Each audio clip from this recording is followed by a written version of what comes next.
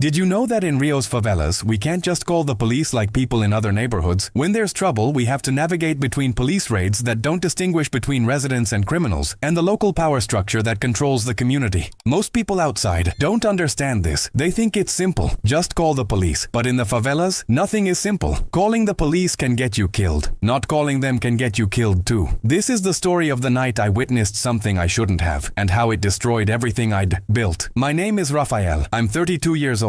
I grew up in Rocinha, Rio de Janeiro. I work as a delivery driver, motoboy. I ride my motorcycle through the city delivering food, packages, documents, whatever people need. It's honest work, hard work. I wake up at 5 in the morning, work until midnight sometimes, but it pays the bills, keeps my mother's house running, feeds my younger siblings. I'm good at what I do. I know every street in Rio, every shortcut, every route to avoid traffic. I've been doing this for 10 years, since I was 22. Started with a beat-up old motorcycle I bought used, worked my way up. Now I have a decent bike, not new, but reliable. I make enough to survive, not thrive, but survive. And in Rocinha, survival is victory. I live with my mother, Dona Maria, and my 2 younger siblings. Lucas is 18, in his last year of high school, smart kid, wants to go to university, study engineering. My sister Anna is 15, also smart, also dreaming of a future outside the favela. My father died when I was 20, heart attack. He worked construction his whole life. His body just gave out. After he died, I became the man of the house, the provider, the protector. My mother cleans houses in Leblon and Ipanema, rich people's houses. She leaves at 5 in the morning, takes 2 buses, works all day, comes home exhausted. She's 55 but looks 70. That's what decades of hard work does to you. Lucas helps when he can, works part-time at a store in the community. Anna helps with the house, cooks, cleans, studies. We're a team. We survive together. The community in Rocinha is complicated. There's the official world and the unofficial world. The official world is what tourists see. The colorful houses on the hillside, the small businesses, the families trying to live normal lives. The unofficial world is what controls everything. The local power, the guys who run things. They're not bad people necessarily. They grew up here. They're from the community. They provide things the government doesn't. Security, jobs, help when families are struggling. But they also control things. Who comes in, who goes out, what happens on the streets. And if you cross them, there are consequences. I've always stayed neutral. I do my job, deliver my packages. Don't ask questions. Don't see things I'm not supposed to see. Keep my head down. Stay invisible. That's how you survive. But on March 15th, everything changed. I was doing a late delivery, almost midnight, a package to an address in the upper part of Rocinha. I knew the route, taken it hundreds of times. The streets were quiet, most people inside, just the night. Sounds, dogs barking, music from some houses, the hum of generators. I turned onto a narrow street, my motorcycle headlight cutting through the darkness, and that's when I saw them. 3 men, standing over someone on the ground. The person wasn't moving. One of the men had a gun. I froze. Should have kept driving. Should have turned around. But I froze. For maybe 2 seconds. Just 2 seconds, but it was enough. One of the men looked up, saw me, saw my motorcycle, saw my delivery bag. Our eyes met. I recognized him. Marcelo. We'd gone to school together as kids, played soccer in the same informal games. He was a couple years older than me. Now he was part of the local power structure. Not the top, but high enough. He knew me too. I saw the recognition in his eyes. Then the calculation. What do I do about Rafael? I didn't wait to find out. I gunned the motorcycle, took off down the street, my heart pounding, hands shaking. I could hear shouting behind me, but I didn't look back. Just rode, fast as I could, got out of that area, delivered my package to the address. My hands were still shaking when I handed it over. The customer asked if I was okay, said I looked pale.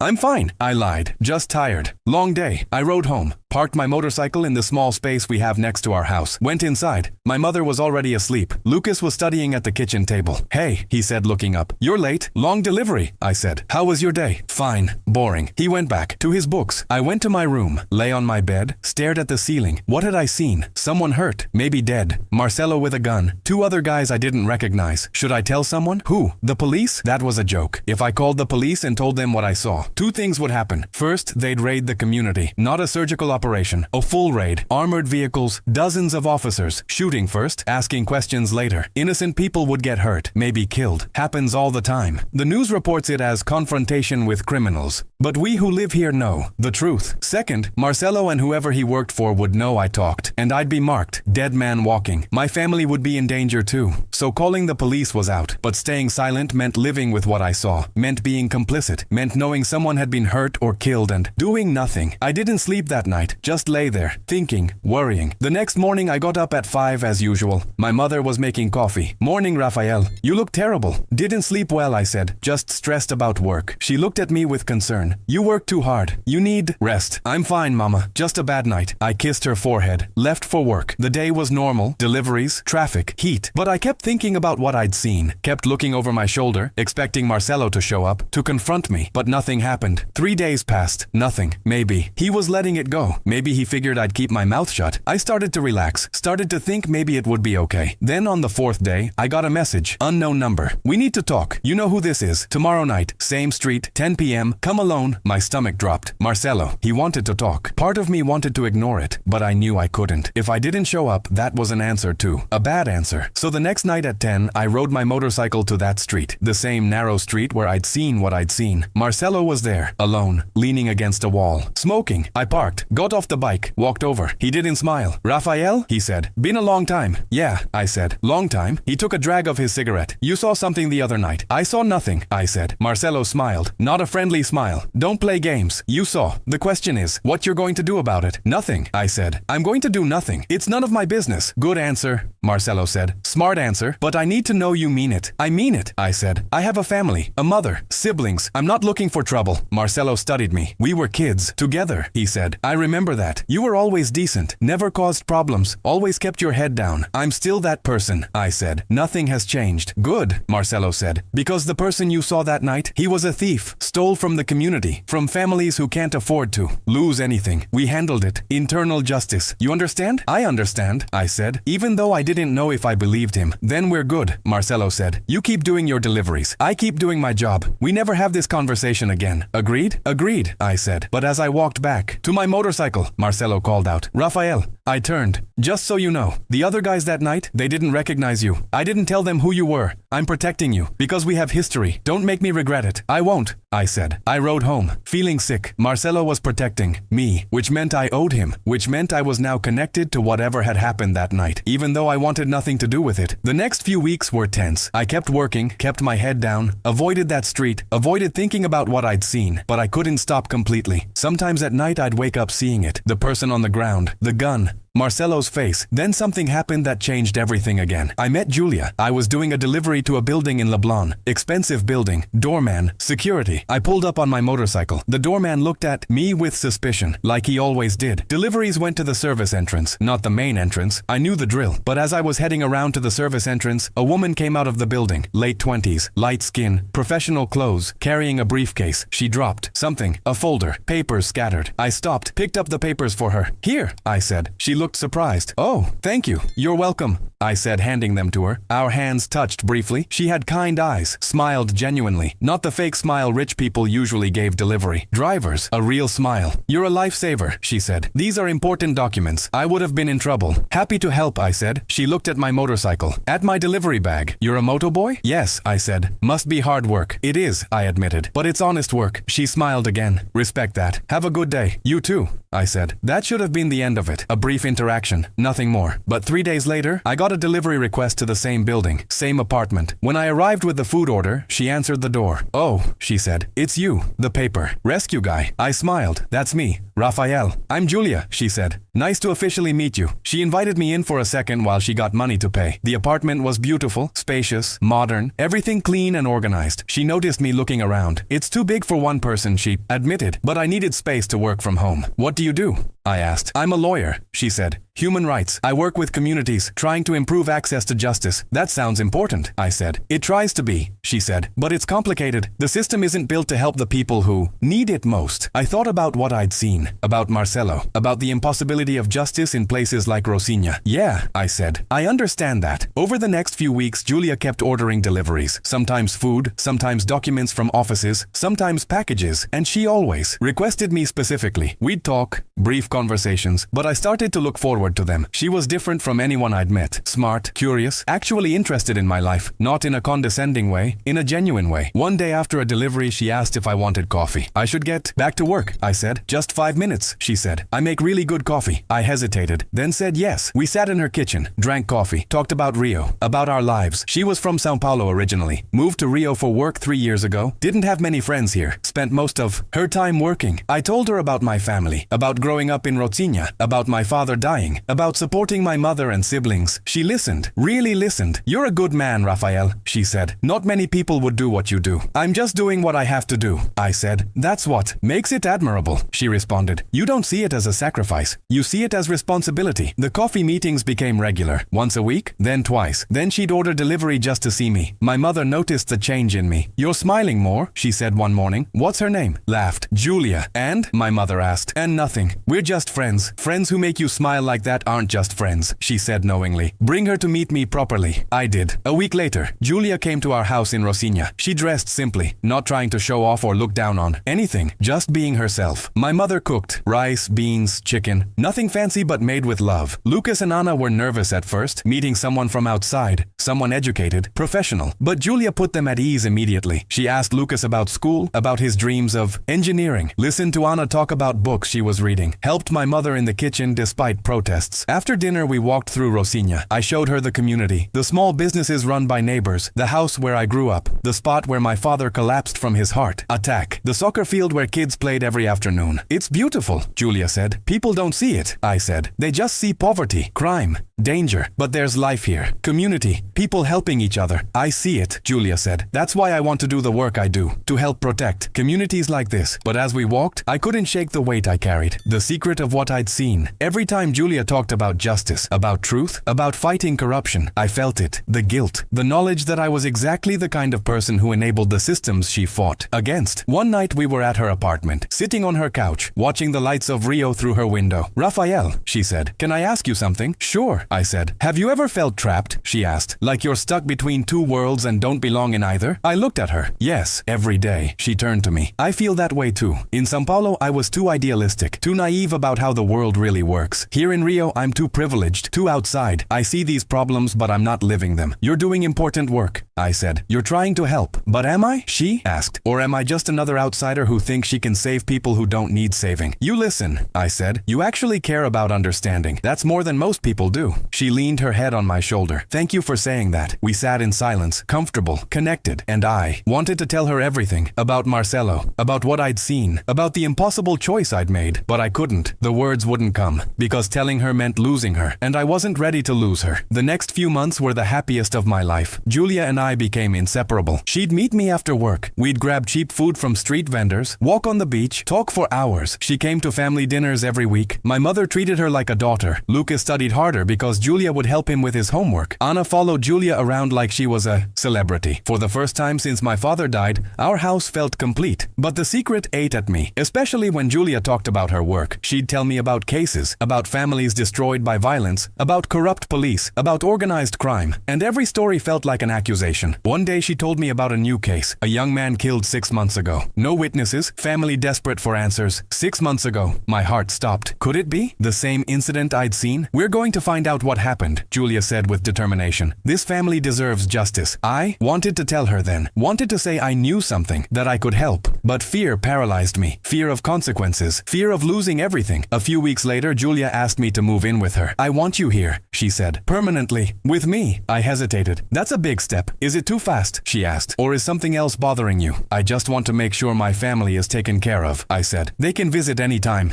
Julia said. And you'll still see them, still help them. I just want us to build a life together. Is that what you want too? More than anything, I said. And it was true. Despite everything, despite the lies by omission, despite the secret, I wanted a life with her. But before I could move in, before I could take that step, Marcelo reached out again. The message came late at night. Unknown number. But I knew. We need to talk. You know who. Same place. Tomorrow. My stomach dropped. 6 months of peace. 6 months of thinking maybe he'd forgotten about me. 6 months of hope. Gone. I met him the next night. He looked different. Thinner. More stressed. Things are changing, he said without preamble. New people moving in. New power structures. It's getting complicated. What does that have to do with me? I asked. I need insurance, Marcelo said, in case things go bad. And you're my insurance. I'm not doing anything for you, I said. said. You don't have a choice, Marcelo said. He pulled out his phone, showed me photos. Photos of Julia leaving her building, photos of my mother at the bus stop, photos of Lucas at his store, photos of Anna walking to school. I see you've got a good life now, Marcelo said. Girlfriend with money, family doing well. Be a shame if something disrupted that. What do you want? I asked, my voice shaking with anger. Nothing yet, Marcelo said. But when I need something, you'll do it. No questions. And in return, everyone you love stays safe. You're a monster, I said. I'm a survivor, Marcelo corrected. Just like you. We're not the same, I said. Aren't we? Marcelo asked. We both saw something we shouldn't have. We both made choices to protect ourselves. The only difference is I'm honest about what I am. I left without another word. Rode home through the night, the weight pressing down on me heavier than ever. I was trapped, completely trapped, and the walls were closing in. That night I couldn't sleep. Lay in bed thinking, maybe I should tell Julia everything. Come clean, face whatever consequences came. At least then I'd be free. But free to what? Free to watch my family suffer? Free to lose the only woman I'd ever loved? Free to live with guilt in a different form? We started seeing each other. Not officially at first, just coffee after deliveries. Then she'd order delivery just to see me. Then we started meeting outside of deliveries. Walks on the beach, dinner at small restaurants. She'd come to Rocinha sometimes, meet me near the entrance. She was fascinated by the community, wanted to understand it. I showed her around, introduced her to my mother, to Lucas and Anna. My mother loved her immediately. She's special, Rafael, my mother told me. Don't let this one go. I didn't plan to. For the first time in years, I felt like my life was more than just survival. I had something to look forward to. Someone who saw me, really saw me. Not just as a delivery driver from the favela, but as a person. A man with dreams and fears and hopes. But I never told her what I'd witnessed that night. Never told her about Marcelo. About the choice I'd made to stay silent. That was a secret I carried alone. 6 months after we started dating, Julia and I were walking on Copacabana Beach. The sun was setting, orange and pink light reflecting off the water. She held my hand. I need to tell you something, she said. Okay, I said, my heart suddenly nervous. I'm in love with you,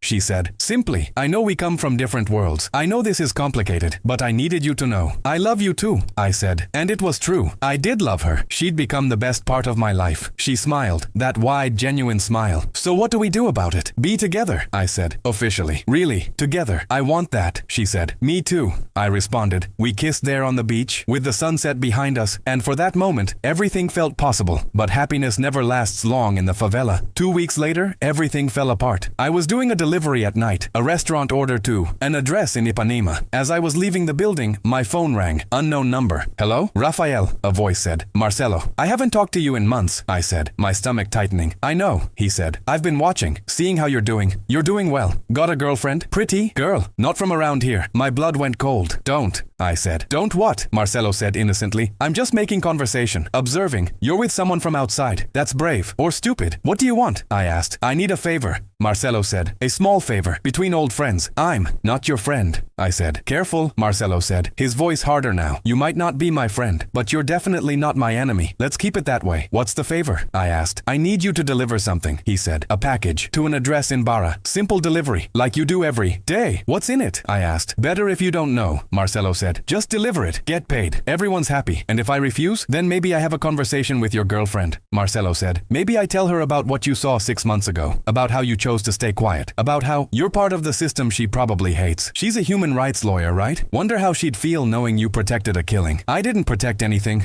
I said. I just didn't get involved. Same thing, Marcelo said. You saw? You said nothing. You chose a side. Whether you admit it or not, I felt trapped, manipulated. But what could I do? If I refused, he'd tell Julia. She'd hate me. If I agreed, I was crossing a line I'd never crossed before. Becoming part of what I'd always avoided. When? I asked quietly. Tomorrow night, Marcelo said. I'll text you the details. And Rafael, this stays between us. You tell anyone, including your girlfriend, and there will be consequences. The line went dead. I sat on my motorcycle outside that building in Ipanema, hands shaking. I had 24 hours to decide what to do. That night I couldn't sleep. Lay in bed staring at the ceiling. Julia texted me, miss you. Coffee tomorrow? I wanted to tell her everything. Wanted her advice, her help. But Marcelo's threat was clear. And it wasn't just about me. It was about my family too. If I involved Julia, I put her at risk. If I refused Marcelo, I put everyone at risk. The next evening, Marcelo texted me an address in Rocinha. I went there. He was waiting with a small package. Nothing obvious, just a wrapped box. Could be anything. Take this to the address I'm sending you, he said. Hand it to whoever answers. Don't look inside. Don't ask questions. Just deliver. This is a one-time thing? I asked. That depends, Marcelo said. Do this right? Yeah. One time? Do it wrong? wrong? We'll have problems. I took the package, rode to Barra. The whole way I felt sick. What was I carrying? Drugs? Money? Something worse? The address was a house. Nice neighborhood. I knocked. A middle-aged man answered. I have a delivery, I said. From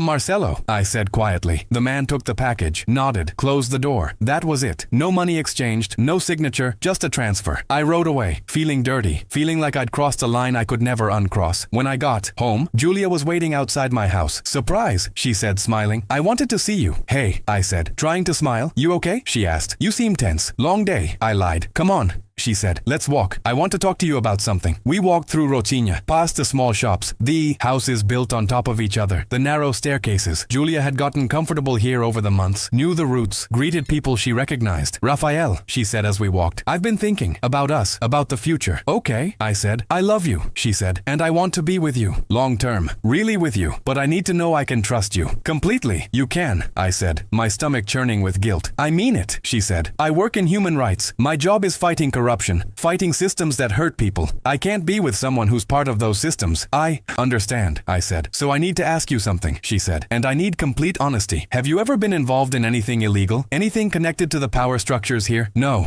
I lied. The word came out before I could stop it. You're sure? She asked, looking in my eyes. Because if something came out later, if I found out you'd lied to me, I couldn't stay. I understand, I said, and I promise. I'm just a delivery driver, nothing more. She smiled, believed me, kissed me. Okay, good, because I've been offered a job, a big job, working with an NGO that investigates police, violence and organized crime in favelas. It's dangerous work, but it's important. It means I'll be here more, learning more, maybe discovering things I don't want to know. My heart sank. She was going to be investigating the exact systems I'd just become complicit in. If she found out about the delivery, about what I'd seen, about my connection to Marcelo, everything would end. For the next few weeks I lived in fear, waiting for Marcelo to contact me again, waiting for Julia to discover something, but nothing happened. Marcelo stayed silent. Julia started her new job, excited, passionate, telling me about cases she was working on, about families who'd lost loved ones to police violence, about communities being exploited, and every story made me feel worse because I was now part of the problem. One night Julia came to my house upset. What's wrong? I asked. We're working on a case, she said. A young man was killed 3 months ago, shot. The police say it was gang-related, but witnesses say he was innocent, just in the wrong place at the wrong time. 3 months ago. My mind raced. The night I'd seen Marcelo, the person on the ground. Was that connected? We're trying to find witnesses, Julia continued, but everyone's too scared to talk. They know if they say something, there will be consequences. I understand why they're scared, I said quietly. But someone has to speak up, Julia said. Someone has to break the silence. Otherwise the violence just continues. I wanted to tell her, wanted to say I'd seen something that night, that I knew something, but fear stopped me. Fear of Marcelo, fear of police raids, fear of putting my family at risk, fear of losing Julia. So I said nothing. A week later, Julia came to me with news. We found a witness, she said. Someone who saw what happened that night. Someone brave enough to come forward. Who? I asked, my voice tight. A woman who lives near where it happened, Julia said. She saw 3 men. One of them she recognized. Someone connected to the local power structure. We're building a case. My world was collapsing. The witness would talk. Julia would investigate. They'd find Marcelo. And eventually they'd find out I'd seen it too. That I'd stayed silent. That I'd made a delivery for Marcelo after. I had to do something. But what? That night I rode to the street where it had happened. Where I'd seen what I'd seen. Stood there in the dark, trying to decide. I could tell Julia everything. Admit what I'd seen. What I'd done. She'd hate me. Leave me. But maybe it was the right thing. Or I could go to Marcelo. Warn him that someone was talking. That Julia was investigating. That would make me fully complicit. Fully part of it. Or I could do nothing. Let everything play out. Hope somehow I wouldn't get caught in the middle. As I stood there, my phone rang. Julia. Hey, I answered. Where are you? She asked. Just out. Doing a late delivery. Can you come to my apartment? She asked. I need to talk. To you. It's important. Now? Yeah, now. Please. My stomach dropped. She knew. Somehow she'd found out. I rode to Leblon, to her building, took the elevator up, my heart pounding. She opened the door. Her face was serious. Come in, she said. I walked in, sat on her couch. She sat across from me. Rafael, she said. I need to ask you something, and I need the truth. Okay, I said, my mouth dry. The case I'm working on, the young man who was killed. It happened on March 15th, on a specific street in Rocinha, a street I know you deliver to sometimes. I said nothing. A witness came forward. She described the men she saw. One of them she knew by name, Marcelo. I stayed silent. She said there was someone else there too. Someone on a motorcycle, a delivery driver. She didn't get a good look, but she saw the motorcycle. Rafael, Julia said. her voice shaking. Were you there that night? Could have lied, could have denied it, could have said it wasn't me. But looking at her face, at the person I loved, at the woman who valued truth above everything, I couldn't. Yes, I said quietly. I was there. Julia closed her eyes, breathed deeply. Tell me everything. So I did. I told her about seeing Marcelo, about the person on the ground, about running, about being contacted by Marcelo, about his threat, about the delivery I'd made, about lying to her when she'd asked if I was involved. Everything. When I finished, Julia was crying, silent tears running down her face. Why didn't you tell me? She asked. I was scared, I said. Scared of Marcelo, scared of what would happen to my family, scared of losing you. You lied to me, she said, to my face. When I asked you directly if you were involved, when I told you I needed honesty, you looked in my eyes and lied. I know, I said. I'm sorry. I'm so sorry. Julia stood up, paced the room, her hands shaking. Do you understand what you've done? Not just the lying, but staying silent. Someone was killed, Rafael. A person, with a family, with people who loved him. And you said nothing. He could have been innocent. Could have been what? Marcelo said. I responded weakly. And that makes it okay? Julia asked. That makes it okay to just let it go? I didn't know what to do,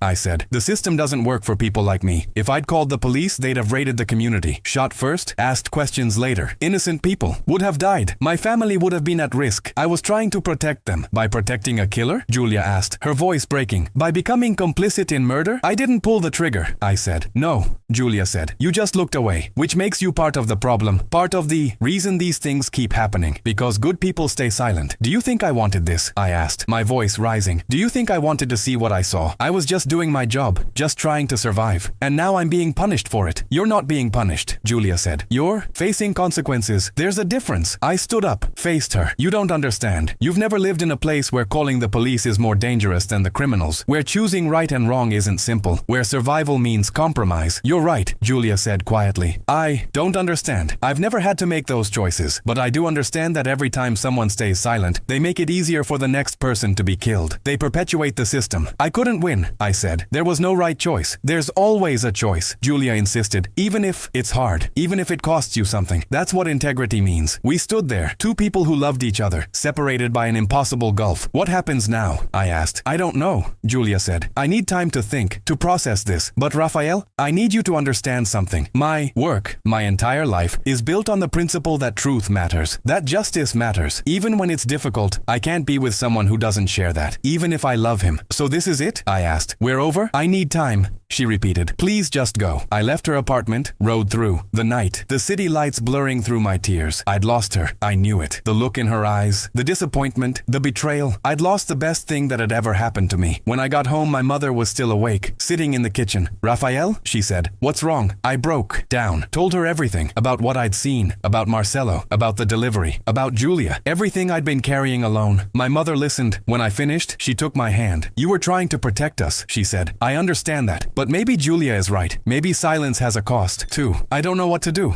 I said. Tell the truth, my mother said. Whatever comes from it, at least you'll be free from the lie. But if I tell, we might all be in danger, I said. We're already in danger, my mother said gently. You're carrying a secret that's eating you alive. That's its own kind of danger. The next morning I woke to find Lucas standing over my bed. We need to talk, he said. I sat up. What's wrong? I heard you last night, he said. Talking to Mom. About what you saw. About Marcelo. Lucas, I started. Don't, he interrupted. I'm not a kid. I understand how things work here. And I understand you were trying to protect us. But Rafael, you can't keep carrying this alone. What do you want me to do? I asked. I don't know, Lucas admitted. But hiding from it isn't working. Look at you. You're miserable. You lost Julia. You're terrified all the time. That's not living. Maybe not, I said. But at least we're alive. Are we? Lucas asked. Or are we just existing? Too scared to really live? He left me with that question. Later that day, Anna cornered me. She was only 15 but had always been wise beyond her years. I know you're going through something, she said. And I know it. Has to do with protecting us. But Rafael, we didn't ask you to sacrifice your happiness for us. We didn't ask you to carry this burden alone. I'm the oldest, I said. It's my responsibility. Being the oldest doesn't mean being alone, Anna said. We're a family. We face things together, even if it's scary. Over the next 3 days, I barely functioned. Went through the motions of work, but my mind was elsewhere. Julia didn't call, didn't text. The silence was deafening. Then, on the 4th day, she finally reached out. We need to talk. Can you come to my office? I went. She was sitting at her desk, professional, distant. The warmth was gone. Sit, she said. I sat. I've been thinking, she started, about everything you told me, about your situation, about the choices you made. And? I asked. And I understand it more than I did, she said. I don't agree with your choices, but I understand them. Thank you, I said. But I can't won't be with you, she continued. Not because I don't love you, but because my work requires absolute integrity. If it came out that I was with someone who witnessed a crime and stayed silent, who made a delivery for a criminal, it would destroy everything I've built. My credibility, my ability to help people. I understand, I said, though it felt like my heart was breaking. But I want to offer you something, Julia said. A way out. Tell me what you know. Officially, I'll work with you to ensure protection. For you and your family. We can build a case that doesn't put you at the center, that uses your information without exposing you. I can't, I said. Marcelo has people everywhere. Even if I'm not at the center, he'll know I talked. Then help me another way, Julia said. The witness who came forward, the woman who saw what happened, she's terrified. She needs support, needs to know she's not alone. You could talk to her, anonymously. Tell her what you saw. Corroborate her story, without going on record. And if Marcelo finds out? I asked. He will, Julia said. Eventually. But by then we'll have enough to arrest him, to protect witnesses, including you.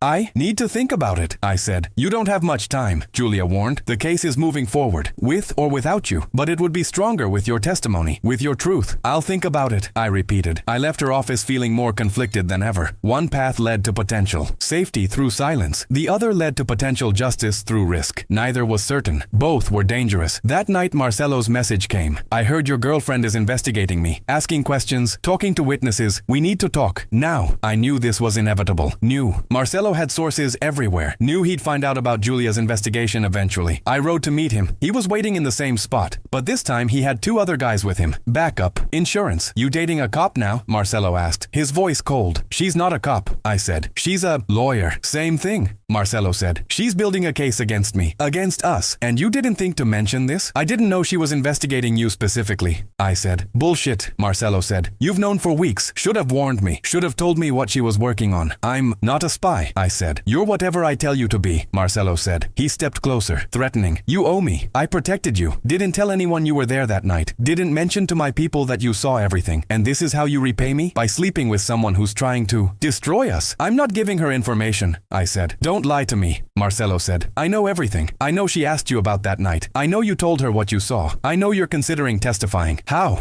I asked. How do you know? I have sources too, Marcelo said. Everywhere, including places you wouldn't expect. Now here's what's going to happen. You're going to give me information about her investigation. Who she's talking to. What evidence she has. When arrests are planned. Or what? I asked. Already knowing the answer. Or your family pays, Marcelo said simply. Starting with your little brother. He walks home alone at night. Dark streets. Lots of things can happen. You're threatening Lucas, I said. My hands clenching into fists. I'm stating facts, Marcelo said. Your brother, your sister, your mother. They all have routines. Patterns, vulnerabilities. You help me, they stay safe. You refuse, accidents happen. You wouldn't, I said, though I knew he would. Try me, Marcelo said. You have 24 hours to decide. Start feeding me information or face consequences. He walked away, left me standing there, shaking with rage and fear. When I got home, I found my family in the living room. They'd been waiting for me. We need to talk, my mother said. All of us. They knew. Somehow they knew about Marcelo's threat. Lucas had been followed that afternoon. Noticed a motorcycle trailing him. Anna had seen strange men watching our house. My mother had received an anonymous call, warning her to keep her son in line. We're leaving, I said. Tonight, all of us. We're getting out of Rio. And go where? My mother asked. Anywhere, I said. São Paulo, Salvador. Doesn't matter, just away from here. Rafael? Lucas said. Running won't solve this. Marcelo has connections everywhere. He'll find us. Then what do you suggest? I asked, frustrated, desperate. We fight, Anna said. We tell the truth. We help Julia build her case. We end this. You're 15, I said. You don't understand what that means. I understand that living in fear isn't living, Anna said. I understand that staying silent makes us complicit. I understand that someone has to stand up. Otherwise, nothing changes. She was right. God help me. My 15-year-old sister was right. That night, I called Julia, told her about Marcelo's threat, about the 24-hour deadline, about my family being watched. Come to my office tomorrow, she said. Bring your family. We'll figure something out. The next day, we went. My mother, Lucas, Anna, and me. Julia had other people there. Investigators, prosecutors, people who worked on witness protection. They explained the process, the risks, the safeguards. It wasn't perfect, wasn't guaranteed, but it was something. If your family testifies about the threats, we can build a stronger case, one prosecutor said. Combined with the witness who saw the killing, with Rafael's testimony about what he witnessed, we can arrest Marcelo and several others. And then what? My mother asked. We hide forever. We can arrange relocation, the prosecutor said. New city, new identities if necessary, financial support while you rebuild. It's not ideal, but it's better than living living under constant threat. My family looked at each other, then at me. What do you think? My mother asked. I think we've been running from this for too long, I said. I think it's time to stop. Lucas nodded. I'm in. Anna smiled. Me too. My mother took a deep breath. Okay, let's do this. We spent the next week giving statements, detailed accounts, everything we knew, everything we'd experienced. Julia worked tirelessly, building the case, connecting dots, preparing for raids. I barely slept, constantly worried about retaliation, about Marcelo finding out before arrests could be made, about my family being targeted. But Julia's team was good. They moved fast, coordinated, with federal police, planned a massive operation. On the 7th day, it happened. Just before dawn, simultaneous raids across Rocinha and other communities. Federal police, not the local cops Marcelo had connections with. They arrested 17 people, including Marcelo, found weapons, drugs, evidence. It was massive. News helicopters circled, reporters everywhere. The community was in chaos. My family stayed at a safe house, watching the news, seeing the results of what we'd started. Marcelo's in custody, Julia called to tell me. He's being held without bail. You're safe. For now. For now, I repeated. What happens next? Trial, she said. Your testimony. Your family's testimony. It'll be months, maybe a year, but you'll be protected. Can I see you? I asked. Julia was quiet for a moment. Not yet, she said. I need to maintain professional distance. For the case. For both our sakes. But after? Maybe, she said. If you still want to. I always want to,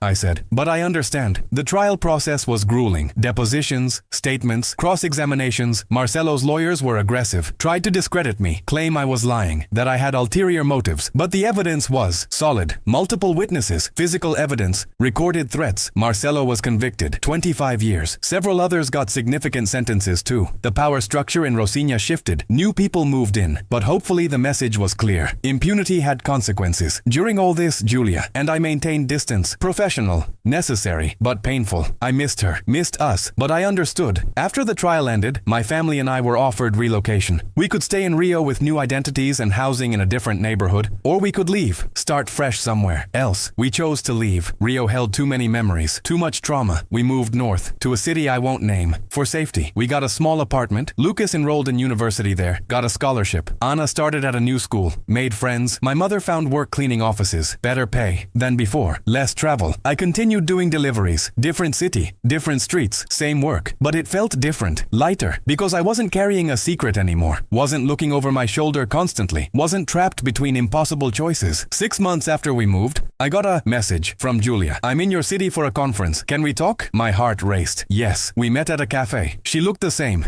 Beautiful. Professional. But there was something different in her eyes. Softer. Hi, she said. Hi, I responded. We sat. Ordered coffee. Talked about safe things. Her. Work. My new life. My family's adjustment. Then she said, I've been thinking about us. About what happened. About what you did. Me too, I said. I was wrong, she said. Not about asking you to tell the truth, but about how I judged you, about not understanding the impossible position you were in. You were right to push me, I said. I needed to be pushed, otherwise I'd still be silent, still trapped, still complicit. Can we try again? She asked. Here, in this new place, with everything out in the open. Start fresh. I want that, I said. More than anything, but I need to know. Can you forgive me? For lying, for staying silent, for being part of the problem. I already have, Julia said, and I need you to forgive me, for not seeing how complicated your reality was, for judging you from my privileged position. There's nothing to forgive, I said. You held me accountable. You made me better. She reached across the table, took my hand. So we try again? We try again? I agreed. Marcelo's face went cold. Are you going to? No, I said. I'm not suicidal. Good, Marcelo said. Because if you do, if you say anything to anyone, you know what happens. I know, I said. But there's a problem, Marcelo said. Now I know you told her, which means you can't be trusted, which means I have to consider you a risk. I didn't tell anyone else, I said. Just her. And she knows I won't testify. That doesn't matter, Marcelo said. You're a weak link now, and weak links get cut. Please, I said. I have a family. I have a mother. Siblings. They have nothing to do with this. I know,